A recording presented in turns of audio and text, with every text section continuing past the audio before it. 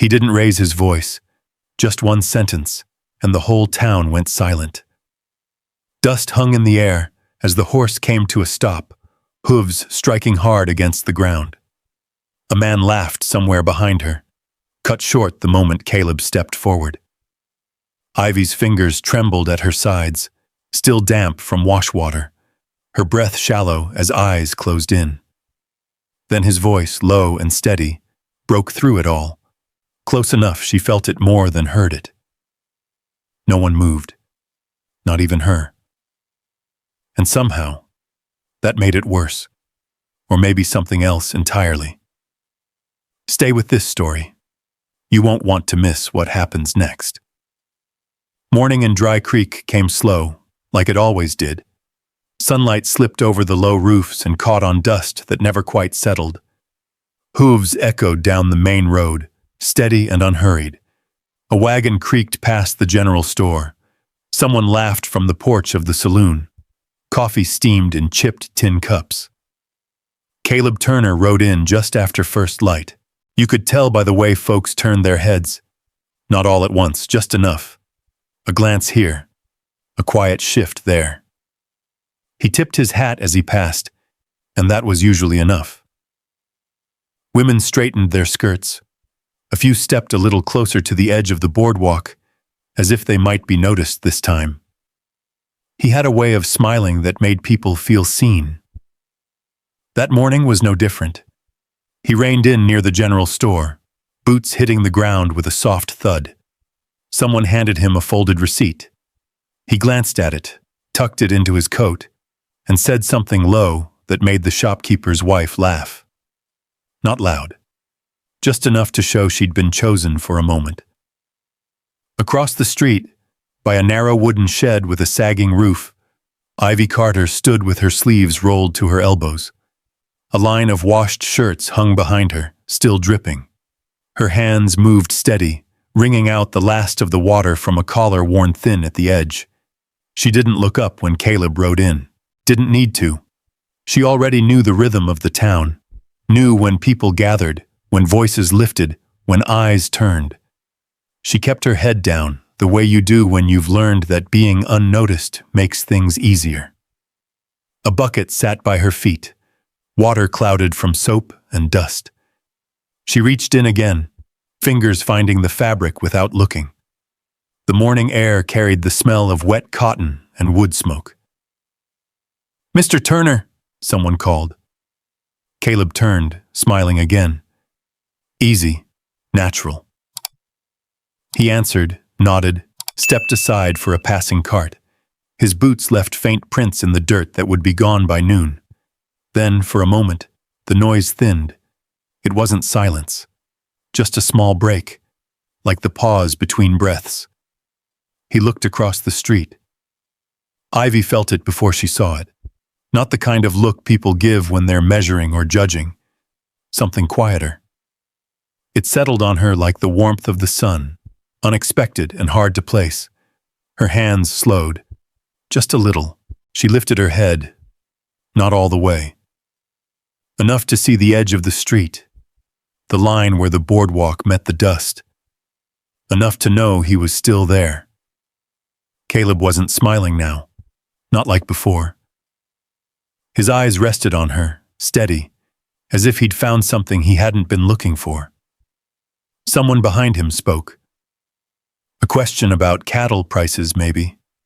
The kind of thing that usually pulled his attention back without effort.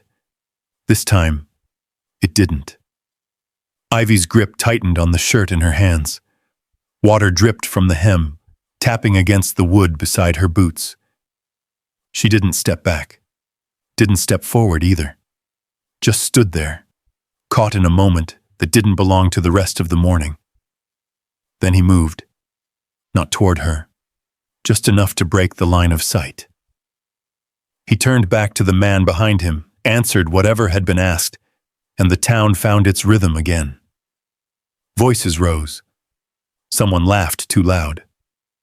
A door slammed somewhere down the street. Ivy lowered her gaze, went back to her work. The shirt in her hands needed another rinse. She dipped it into the bucket, watching the water ripple and settle again. Across the street, Caleb mounted his horse. He didn't look back this time, but something had shifted. Not in the way people would notice. Not the kind of thing that gets talked about over coffee or passed between neighbors. Just a small change. Quiet. Almost invisible. The kind that doesn't mean anything. Until it does. It started after dark. Dry Creek settled early most nights. Lamps dimmed. Doors closed. The wind moved through the empty street like it had somewhere better to be. But that night, voices rose from Mrs. Galloway's boarding house. Sharp, quick, then quiet again. No one stepped in. They never did. By morning, the story had already found its shape. Ivy was up before sunrise, as always. The water in the basin was cold enough to sting. She scrubbed a shirt against the washboard, the rhythm steady, the same as every day. Outside, a wagon rolled past, wheels grinding over dry earth. Then the door opened. Hard. "Ivy," Mrs. Galloway said, her voice thin and stretched tight. "You'll come out here." Ivy didn't answer right away. She rinsed the shirt, wrung it out, set it aside. Her hands were red from the water. She dried them on her apron before turning. The hallway smelled like old wood and coffee left too long on the stove. When she stepped outside, the street was already watching. Not full, not yet, but enough. A man leaned against the hitching post, arms crossed. Two women stood near the bakery window, whispering. The door to the saloon creaked open just enough for someone to look through. Mrs. Galloway stayed on the porch behind her, one hand resting on the rail like she owned the morning. "She came in after midnight," the woman said, not loud, but clear enough, crying. "Clothes a mess." A pause. "Draw your own conclusions." The words didn't hang long. They moved, slipped from one mouth to another, gaining weight with each step. Ivy stood still. Her fingers curled once at her side, then loosened again.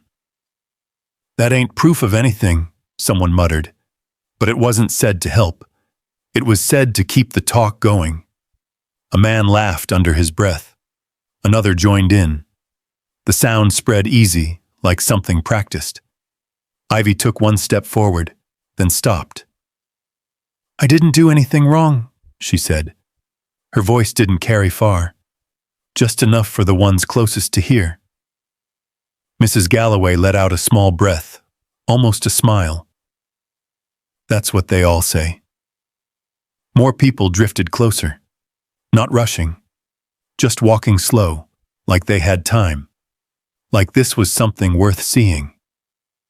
Reverend Pike stood across the street, near the church steps, hat in his hands. He didn't move, didn't speak. That was noticed. Ivy's gaze passed over him, then dropped. A breeze pushed dust along the ground, brushing against the hem of her skirt. She held it still with one hand, not thinking about it, just keeping it from moving. "She's been quiet too long," one of the women said. "That's how it goes. You think you know a person." "She teaches children," another added. "That's the worst of it." The words stacked, not loud, not angry, just certain. That was enough. Ivy swallowed once. Her throat felt dry, though the air was cool. "I didn't do anything wrong," she said again. Softer this time. No one answered her. They didn't need to. The space between her and the rest of the street widened without anyone stepping back, like she had already been moved somewhere else. A horse passed at the far end of the road, hooves slow, unhurried. No one turned to look. Not yet. The morning kept going. The sun climbed a little higher. A bell rang somewhere behind the general store, and still the eyes stayed on her, waiting, as if something had already been decided, and all that was left was to watch it settle. Ivy stood there, hands at her sides, the dampness from the wash still clinging to her skin. She didn't move, Not forward, not back. Just stood. As the town closed in, one quiet step at a time, a man near the hitching post let out a low chuckle. He pushed off the wood, boots scraping dust. "Well then," he said, loud enough for others to hear, "if nothing happened." He tilted his head, eyes narrowing just a touch. "Then who had you?" The words landed harder than any shout. A few men laughed, not loud, not kind, just enough to turn heads and keep the moment alive. One of the women covered her mouth, not to hide a smile, but to hold it in place. Ivy took a step back. Her heel slipped on loose dirt. Just a little. Enough to shift her balance. She caught herself before falling, but her hand brushed the side of the building behind her, fingers pressing into rough wood. No one moved to help. No one told the man to stop. The question hung there, waiting to be answered. Ivy's lips parted, but nothing came. The air felt thin, too thin to hold a voice. Then came the sound. Hooves, slow at first, then closer, firm against the ground, not hurried, not uncertain. The crowd didn't turn right away, but the sound didn't stop. It cut through the laughter, through the whispers, through the space that had been closing around her. Heads began to shift, one by one. Caleb Turner rode into the middle of it. Dust rose around his horse's legs, catching the morning light. He didn't pull the reins tight, just let the animal settle where it stood. No one spoke. Not the man who had asked the question. Not Mrs. Galloway. Not even the women who had been whispering a moment before. Caleb looked at them. Not long. Just enough. Then his eyes found Ivy. She was still where she had been, back against the wall, hands at her sides, breathing shallow, like she was trying not to be seen. He didn't ask what had happened, didn't look to anyone else for an answer. The man near the hitching post shifted his weight, clearing his throat. "We were just—" Caleb raised a hand. Not fast, not sharp, just enough. The man stopped talking. Silence came down again, heavier this time. Caleb swung one leg over and stepped down from the saddle. His boots hit the ground with a dull thud. He walked forward, slow, steady, stopping a few feet from Ivy, close enough to be heard, not close enough to crowd her. He looked at her once, a question without words. Ivy didn't move, didn't nod, didn't shake her head, just stood. Caleb turned slightly, just enough to face the rest of the street. If any man touched her, his voice was low, calm, carried without effort. It was me. No one laughed. No one spoke. The wind moved through the street, lifting dust and letting it fall again. Mrs. Galloway's hand tightened on the porch rail. The man by the hitching post looked down at his boots. One of the women took a step back, then another, as if distance might change what she'd heard. Ivy's breath caught. She looked at him fully now, not at his boots, not at the ground, at him. Confusion came first, then something else, something she couldn't name yet. Caleb didn't look at her again. Not right away. He stepped forward, closing the space between them by a single pace. Then he held out his hand, palm open, waiting. The same hand that had held reins, signed papers, settled deals without a second thought. Now it stayed still. Ivy looked at it, then at him. The street watched, every eye, every breath. She hesitated. Not long, just enough to feel the weight of it. Then she placed her hand in his. Her fingers were cold, damp from the wash water that hadn't fully dried. He didn't tighten his grip, just closed his hand around hers, firm enough to be steady, not enough to pull. He turned back to his horse, leading her with him. No one stepped in their way. Not a word followed them. Only the sound of hooves again, as he helped her up into the saddle, then swung up behind her.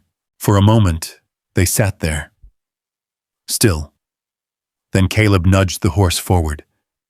And just like that, they were moving. Out of the center of the street. Out of the circle that had closed around her. Behind them, the town stayed quiet, as if no one quite knew how to speak after what had just been said.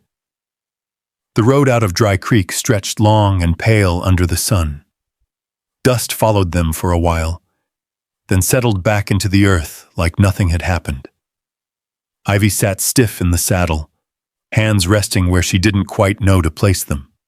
She could feel the steady rise and fall of Caleb's breath behind her, slow and even, like he hadn't just turned a whole town on its head. Neither of them spoke. Wind moved through the grass on either side of the trail. Somewhere in the distance, a fence post knocked softly against loose wire. The rhythm stayed with them as they rode. After a while, Ivy shifted slightly. "You didn't have to do that," she said. Her voice came out quieter than she meant. Caleb didn't answer right away. He guided the horse around a shallow bend, eyes forward. "I know," he said at last. That was all. No explanation, no defense, just the truth of it. They rode the rest of the way without another word. The ranch sat low in a wide valley, backed by a line of trees that broke the wind. A wooden gate leaned slightly to one side, its hinge worn but holding. Beyond it, a handful of cattle moved slow through dry grass, heads down. Caleb pushed the gate open himself, one hand on the post, the other holding the reins. The horse stepped through without hesitation. A man stood near the barn, wiping his hands on a rag. Old Ben. His back bent a little more than it used to, but his eyes still sharp. He looked up, took in the sight, didn't ask, just nodded once. "Afternoon," he said. Caleb returned the nod. "Ben." That was enough. Inside the house, the air felt cooler. Wood floors worn smooth by years of use. A table near the window held a tin cup and a folded receipt weighed down by a small stone. The smell of coffee lingered, faint but steady. Caleb stepped aside, giving Ivy space to enter first. She hesitated at the doorway, just for a second, then walked in. He closed the door behind them. "There's a room off the back," he said, setting his hat on the table. "It's yours." Ivy glanced toward the hallway. The door he meant stood half open, a thin strip of shadow beyond it. "You can lock it," he added. She looked at him then. Really looked. He wasn't watching her closely. Wasn't trying to read her face. Just standing there, hands at his sides, like he was used to waiting. "For how long?" she asked. Caleb picked up the tin cup, turned it once in his hand, then set it back down. "Until you figure out what you want to do." Not what he wanted, what she wanted. Ivy nodded, though she wasn't sure why. She walked to the room, pushed the door open wider. A narrow bed stood against the wall, a folded blanket at the foot, a small basin by the window. Clean. Simple. Enough.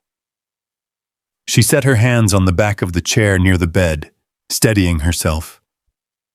Outside, she heard boots on wood, Caleb moving again. The sound of the door opening, then closing. He had left her alone. That evening, she found a pot on the stove, still warm, bread wrapped in cloth beside it. No note, no voice calling her to eat, just the food. She ate slowly, sitting at the table by herself. The chair across from her stayed empty. When she finished, she washed the dish, dried it, set it back where she had found it. Later, she stepped outside. The sky had gone wide and quiet, stars settling in one by one. Near the barn, a lantern burned low. Caleb stood there, one hand resting on the fence rail. His other hand held a length of rope, fingers tight around it like he hadn't noticed. He didn't turn when she stepped onto the porch. Didn't speak. Just stayed there, looking out over the dark field. Ivy watched him for a moment, then turned back inside. Days passed like that. Water already heated in the mornings. The loose board by her door fixed without a word. Tools moved, repaired, returned before she could ask, but never a question, never a step too close. One afternoon, old Ben came by the porch, setting down a crate of supplies. "You settling in?" he asked. Ivy nodded. "Yes, sir." He glanced toward the barn, where Caleb worked, then back at her. "Boy doesn't talk much," Ben said. "Never did." Ivy said nothing. Ben wiped his hands again, slower this time. "He had a sister," he went on. "Long time back. Town talked about her same way they talked about you." The wind picked up slightly, brushing against the side of the house. "She left," Ben said.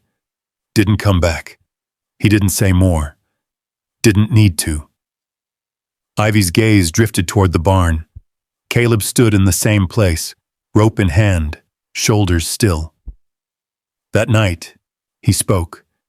Not at the table, not facing her, just standing near the door, hat in his hands. "They don't stop," he said. Ivy turned slightly. "Until there's a name to shut them up."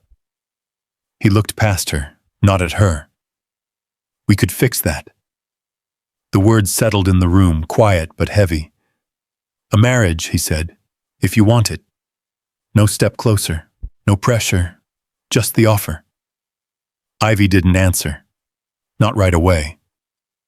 The lamp flickered once, then steadied. Outside, the wind moved through the valley, low and constant. Inside, the space between them held. Waiting. The lamp burned low, a thin line of smoke curling from the wick. Outside, something brushed against the fence, a slow scrape of wood on wire. The night stretched wide around the house, empty and steady. Ivy stood by the table, her hand resting on the back of the chair. She didn't sit. Caleb hadn't moved either. Still by the door, hat in his hands, eyes somewhere past her shoulder. A marriage. The word stayed in the room, quiet but stubborn. Ivy let out a slow breath. Not loud, just enough to break the stillness in her chest. She walked past him, not close enough to touch. Out the door. The porch creaked under her weight. The boards held, worn smooth by years of boots and weather. She stepped down into the yard, the dirt cool beneath her soles. The valley lay open in front of her. A narrow road cut through it, pale under the moonlight, leading back the way they had come. Back to Dry Creek. Back to the voices. Back to the looks that didn't need words. She stood there for a long time. The wind shifted, carried the smell of hay, distant and dry. Somewhere a cow moved, slow and heavy. Behind her, the door opened, then closed again. Caleb didn't come closer. She could feel where he was without turning. The weight of him in the space, steady but held back. "If you leave," he said, his voice low, "I won't stop you. No edge to it, no test, just truth." Ivy kept her eyes on the road. "And if I stay?" she asked. The question sat between them, simple and clear. A few seconds passed. Then his answer came. "Then you stay because you chose it. Not because of him, not because of the town, because she decided." Ivy nodded once, though he couldn't see it.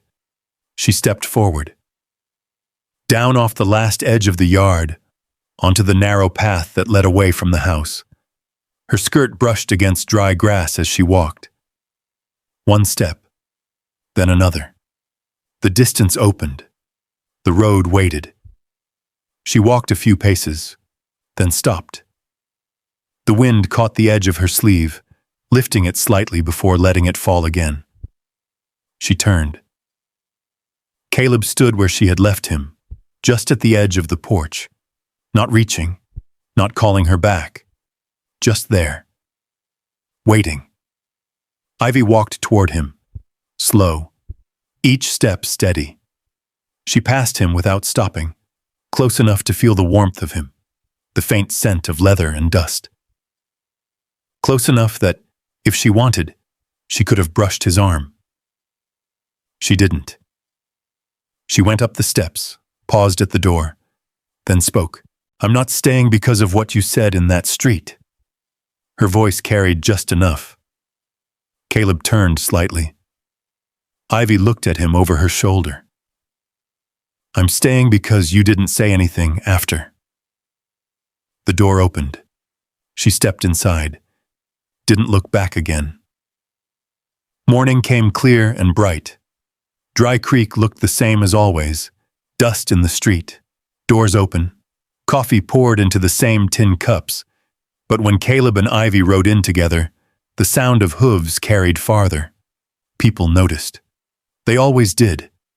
This time no one called out. No one laughed. The space around them shifted as they passed. Not fear, not respect exactly. Something quieter. Ivy stepped down first. Her boots met the ground steady. She didn't rush. A small building near the edge of town stood with its door half open. The old schoolhouse. Dust on the windows. A broken latch hanging loose. She walked to it, pushed the door open. Inside, light fell across empty benches. A slate board leaned against the wall, chalk marks still faintly visible from months before. Ivy set her hand on one of the desks, running her fingers over the worn wood. Behind her, Caleb stayed outside, leaning against the post near the door, not stepping in, not claiming the space, just there. Children began to gather one by one, drawn by something they couldn't quite name. A boy stepped in, hat in his hands. Then a girl, eyes wide, holding a book too big for her arms. Ivy turned. "Take a seat," she said. Her voice was calm, steady, as if it had always been this way. Days passed. The whispers faded. Not gone, but quieter. One afternoon, near the well, a woman stopped Caleb as he passed, one of the ones who had once waited for his smile. "Why her?" she asked. No anger in it, just confusion. Caleb looked past her, toward the schoolhouse window where Ivy stood, sunlight catching in her hair as she leaned over a child's notebook. He didn't smile. Not the way he used to. "She never needed my smile," he said. "That was all?" The woman didn't answer. Caleb tipped his hat and walked on, inside the schoolhouse. Ivy didn't look up, but she knew he was there. And for the first time, she didn't feel like she had to lower her gaze. Maybe you've stood in a place like that before. Not a dusty street in Montana, maybe, but somewhere people decided who you were without asking. Somewhere you felt the weight of it settle on your shoulders, quiet and heavy. And maybe, just maybe, you remember what it felt like when someone didn't try to fix you, didn't try to own you, but simply stood there and let you choose your own way forward. That's the kind of thing that stays with a person. Caleb didn't save Ivy the way stories usually tell it. He didn't sweep her out of trouble or speak grand words. He gave her something rarer, space, respect, the kind of quiet faith that says, "You don't need me to become who you already are." And Ivy, she didn't stay because she had nowhere else to go. She stayed because she finally stood somewhere she didn't have to shrink. Sometimes love isn't loud. It doesn't ask to be seen. It shows up in the stillness, in the way someone stands beside you without stepping ahead. If you've ever felt unseen, or if you've ever been the one to stand quietly for someone else, I'd like to hear where you're watching from, and what part of this story stayed with you. There are more stories like this waiting, stories about people who find their way back to themselves, one quiet step at a time.